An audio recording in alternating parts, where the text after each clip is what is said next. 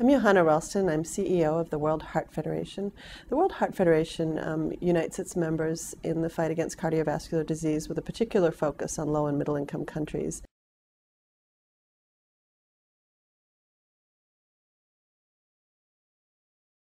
One of the myths about cardiovascular disease is that it's a lifestyle disease and that it's a disease of older people. While there's some truth in that statistically, lifestyle implies that there's some level of choice, personal choice, in the factors that lead to the disease.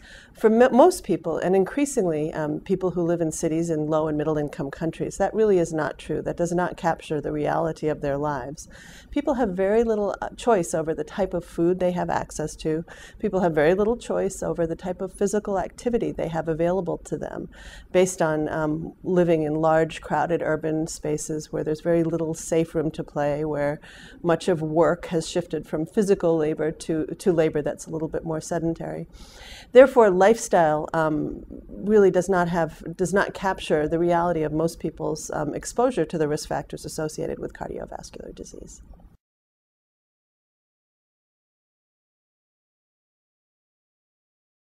The World Heart Federation believes that globalization of unhealthy lifestyles is something that we're seeing more and more of, and it's somewhat the dark side of globalization. There are many positive benefits that have come about as a result of globalization. So too have changes in diet and physical activity, in exposure to certain risk factors. So for example, people who used to work in more of an active and rural environment are now living in large cities, working behind desks, driving taxis, driving auto rickshaws, without access to physical activity as part of their jobs.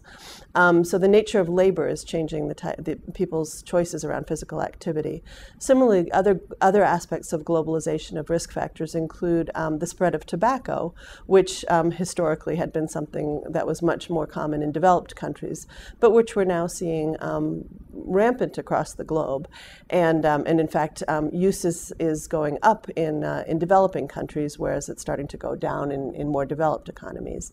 So, and that's directly related to tobacco industries recognizing where their future is among women, among young people, and particularly in sub-Saharan Africa. So those are places where there's been enormous resources directed towards marketing to those so far untapped audiences. We've already seen the burden of tobacco in places like China, where there's 360 million smokers, and in other parts of Asia, for example. Other aspects of globalization of risk factors include changes in what's available in terms of food.